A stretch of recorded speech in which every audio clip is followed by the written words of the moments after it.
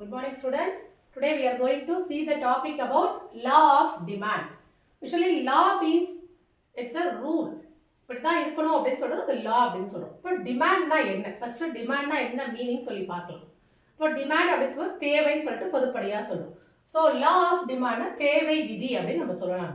இப்போ இந்த தேவை விதியை படிக்கிறதுக்கு முன்னால அதுக்குள்ள என்னென்ன கண்டென்ட் படிக்க போறோம் அப்படிங்கிறத ஒரு தடவை பார்த்துடலாம். டிமாண்ட் அதோட மீனிங் பார்க்க போறோம். அடுத்து law of demand. Law of டிமாண்டை டயக்ராமோட வச்சு எக்ஸ்பிளனேஷன் பண்ண போறோம். ஸோ இந்த டயக்ராம் எக்ஸ்பிளனேஷனுக்கு அப்புறமா என்னென்ன ஃபேக்டர்ஸ் வந்து இந்த லா ஆஃப் டிமாண்டை அஃபெக்ட் பண்ணுது, அதான் ஃபேக்டர்ஸ். அடுத்து அசம்ஷன்.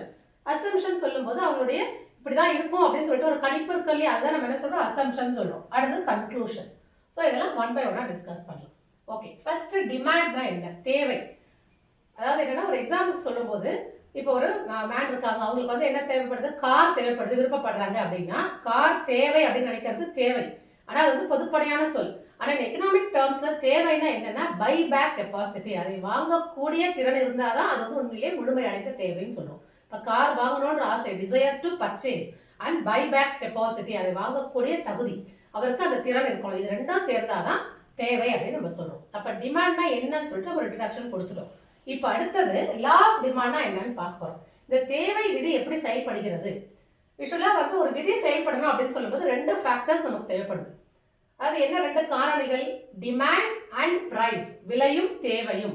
அப்போ விலையோட அளவுக்கு ஏற்ற மாதிரி, அதோட ஏற்ற இறக்கங்களுக்கு ஏற்ற மாதிரி இந்த தேவையோட அளவுகளும் ஏற்ற இறக்கங்களோட இருக்கும். அதுதான் நம்ம என்ன சொல்றோம், நம்ம தேவை விதி, லா ஆஃப் டிமாண்ட் அப்படின்னு சொல்றோம். ஓகே, இந்த விதியில முக்கியமான அம்சம் என்னன்னு சொல்லி பார்க்கும்போது விலைக்கும் தேவைக்கும் தலைகீழ் தொடர்பு உள்ளது, இன்வர்சல் ரிலேஷன்ஷிப் அப்படின்னு சொல்றோம். தலைகீழ் தொடர்புனா என்னன்னா ஒன்னு ஏறிட்டே போகும்போது ரெண்டு ஃபேக்டர்ல இது எக்ஸ் இது y அப்படின்னு சொல்லும் போது இந்த எக்ஸ் வந்து இறங்கிட்டே வருதுன்னா y என்ன இன்க்ரீஸ் ஆகிட்டே போகும். அதை நம்ம என்ன சொல்றோம், இன்வர்ஸ் ரிலேஷன்ஷிப், தலைகீழ் தொடர்பு. எது இரண்டுக்கு தலைகீழ் தொடர்பு இருக்கு, விலைக்கும் தேவைக்கும். அதுதான் நம்ம என்ன சொல்றோம், law of demand. If price increases the demand will decline, if price decreases the demand will increases. That's all. Simple ah solla inverse relationship between the two factors, demand and supply க்கு இரண்டுக்கும் இடையே இருக்கிற தொடர்பு எப்படி இருக்கு, தலைகீழாக உள்ளது. சரி, அதை வந்து நம்ம என்ன பண்ண போறோம், டயக்ராம் மூலமா எக்ஸ்பிளைன் பண்ண போறோம்.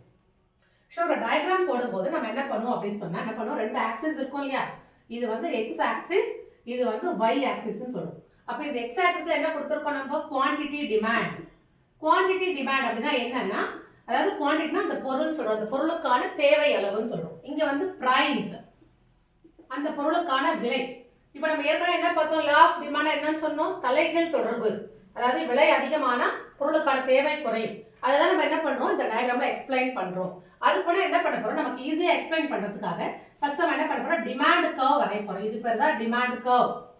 டிமாண்ட் கர்வ்னா என்ன, தேவை வளைகோடு அப்படின்னு தமிழ்ல சொல்றோம். அப்ப இந்த தேவை வளைகோடு என்ன பண்ணும், எப்பவுமே கீழ் நோக்கி நெகட்டிவ் போஸ்ட் தான் வரும். அதாவது மேலிருந்து கீழாக கீழ் நோக்கி வருகிறது. இதான் நம்ம என்ன சொல்றோம், கீழ் நோக்கி வருகிறது அப்படின்னு சொல்றோம். அப்போ இந்த டிமாண்ட் கர்வ்ல என்ன ஆகுது அப்படின்னு சொல்லி பார்க்கும்போது இப்ப டிமாண்டோட அளவு பாருங்க, என்ன கொடுத்துருக்கோம் நம்ம, 4 6 8 10 கொடுத்துருக்கோமா. சரி, இது எப்படி நமக்கு செயல்படுத்த தேவை விதின்னு சொல்லும்போது விலை மாற்றங்களை வைத்துன்னு சொல்றோம். அப்ப விலை பாருங்க எப்படி கொடுத்துருக்கோம் பாருங்க, நம்ம 2 4 6 8 சொல்றோம். ஃபார் எக்ஸாம்பிள் இப்போ ஆனியனே எடுத்துக்கலாமே. இப்போ ஆனியன் வந்து என்னன்னா நமக்கு வந்து 2 ரூபீஸா இருக்கும்போது நம்ம என்ன பண்ணுவோம், அதிகமா பை பண்ணுவோம். 1 kg 2 ரூபீஸா இருக்கும்போது என்ன பண்ணுவோம், நம்ம மேக்ஸிமம் நம்ம வந்து 10 kgs வாங்குறோம். இப்போ சப்போஸ் அதே வந்து பிரைஸ் இன்க்ரீஸ் ஆகுது, 2ல இருந்து 4 ஆகுது, அப்ப நம்ம என்ன பண்ணுவோம், நம்மளோட டிமாண்ட் வந்து குறைச்சிரும், அந்த குவான்டிட்டி டிமாண்ட். அப்ப பாருங்க 10ல இருந்து 8 குறைஞ்சிருச்சா. அதே மாதிரி அகைன் பிரைஸ் வந்து இன்க்ரீஸ் ஆகிட்டே போகும்போது என்ன ஆகுது, இந்த குவான்டிட்டி டிமாண்ட் வந்து குறைஞ்சிட்டே வருது. நமக்கு மேக்ஸிமம் போகும்போது ரொம்ப குறைச்சிருது, 4 ஆயிடுது. தெரியுதா உங்களுக்கு? அப்ப இதுதான் நம்ம என்ன பண்ணி டச் பண்ணி இந்த டிமாண்ட் கர்வ் நம்ம வரையணும்.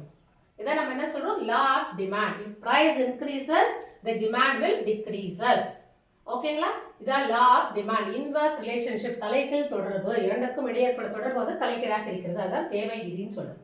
சரி, இந்த தேவை விதியோட எக்ஸ்பிளனேஷன் பார்த்துட்டோம். இப்போ அது எந்தெந்த ஃபேக்டர்ஸ் அதை அஃபெக்ட் பண்ணுது, அது காரணிகள். ஏன்னா எந்த ஒரு விளைவுகளும் ஏற்படும் போது அதுக்கான ஒரு காரணிகள் இருக்கணும். அந்த காரணிகள் உள்ள போகாம அதுக்கான விளைவு வெளியில வராது.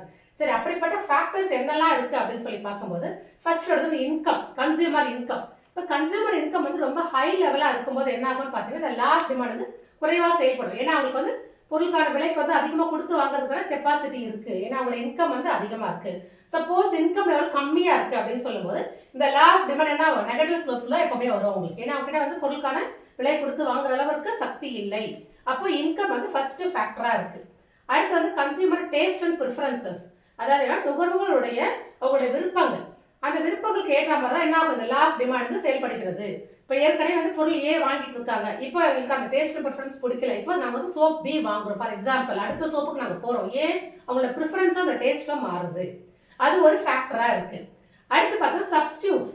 இப்போ ஏற்கனவே டீ சாப்பிட்டு இருந்தாங்க, இப்போ டீ குடிக்கிறவங்க என்ன ஆகுதுனாக்கா அதோட விலை அதிகமாகுது, அவங்க என்ன பண்ணுவாங்க காஃபிக்கு வந்து மூவ் ஆகி போயிடறாங்க. சப்ஸ்டியூட்ஸ், திஸ் ஆர் தட் சொல்கிறோம் இல்லையா, சப்ஸ்டியூட். அடுத்தது பார்த்தீங்கன்னா காம்போசிட் எஃபெக்ட். காம்போசிட் டிமாண்ட் அப்படின்னு சொல்லும் போது பென் அண்ட் பேப்பர் சொல்கிறோம். இப்போ அதாவது பேப்பரோட விலை அதிகமாகும் போது என்ன ஆகும், ஆட்டோமேட்டிக்காக பெண்ணோட விலையும் அதிகமாகும். ஏன்னா வந்து பென் இல்லாமல் பேப்பர் வச்சு யூஸ் பண்ண முடியாது. இன்னொரு எக்ஸாம்பிள் என்ன சொல்லலாம், கார் அண்ட் பெட்ரோல். இப்போ சப்போஸ் பெட்ரோல் விலை ரொம்ப பீக்கில் போச்சுன்னா கார் பையர்ஸ் என்ன அது குறைஞ்சிரும். இது ஒரு ஃபேக்டராக இருக்குது. அடுத்து பார்த்தீங்கன்னா rules and regulation, government intervention. இப்போ கவர்மெண்ட் உள்ள ரூல்ஸ் அண்ட் ரெகுலேஷன் சேஞ்ச் ஆகும்போது ரொம்ப எனக்கு ரொம்ப கிடுக்குப்படியாக இருக்குது, டாக்ஸஸ் ரொம்ப ஹையாக இருக்குன்னா மக்களுடைய பர்ச்சேசிங் பவர் என்ன ஆகும், கம்மியாயிரும். அப்போ அதுவும் ஒரு ஃபேக்டராக இருக்குது. அப்போ சப்ஸ்டியூஷன் எஃபெக்ட், காம்போசிட் எஃபெக்ட், அப்புறம் வந்து income level, consumer taste and preference, இது எல்லாமே வந்து ஃபேக்டர்ஸ், காரணிகள், லா ஆஃப் டிமாண்ட் செயல்படுறதுக்கான காரணிகள். அடுத்து அசம்ஷன். மேஜராக வந்து நமக்கு ஒரு தியரி வருது, லா ஆஃப் டிமாண்ட் வருது அப்படின்னாலே அதுக்கு சில முன்கணிப்புகள் இருக்கும். அதை பேஸ் பண்ணி தான் மேலே ஒரு தியரிஸ் கொடுப்பாங்க. என்ன assumption, other things constant, other things remaining same. தொடர்புடைய மற்ற காரணிகள் எல்லாமே எப்படி இருக்கான், மாறாமல் இருக்கிறது. எது மட்டும் மாறுகிறதா இங்கே அவங்க எடுத்துக்கிறது ஒரே ஒன்று, பிரைஸ் மட்டும் தான். பிரைஸ் சேஞ்சஸ்க்கு ஏற்ற மாதிரி டிமாண்ட் அளவு மாறுகிறது. அதுதான் என்ன சொல்றாங்க, அசம்ஷன். பேசிக் அசம்ஷனே அதுதான். மற்றவர்கள் மாறாமல் இருக்கும் பொழுது மட்டும் தான் இந்த லா ஆஃப் டிமாண்ட் அப்படிங்கிறது செயல்படுகிறது. ஓகே, இப்போ கன்க்ளூஷனில் பார்க்கும்போது இந்த லா ஆஃப் டிமாண்ட் எதுக்காக படிக்கிறோம் அப்படின்னு சொல்லும்போது நம்ம டே டு டே லைஃப்ல பார்த்தீங்கன்னா எல்லாமே என்ன பண்ணுறோம், லா ஆஃப் டிமாண்ட் படி தான் நடக்குது. அதாவது ப்ரைஸ் மெக்கானிசம். ப்ரைஸஸ் இன்க்ரீஸ் ஆச்சுன்னா என்ன பண்ண மாட்டாங்க கன்சியூமர்ஸ், அந்த கூட்ஸை தொடர்ந்து வாங்க மாட்டாங்க.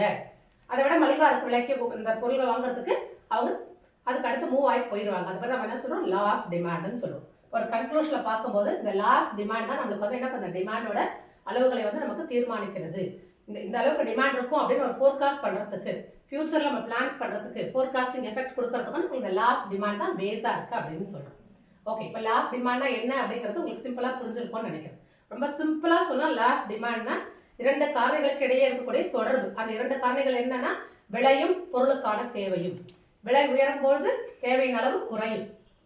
இதுதான் நம்ம என்ன சொல்றோம், law of demand. Inverse relationship between law, demand and supply, that is called law of demand. That's all. Thank you students.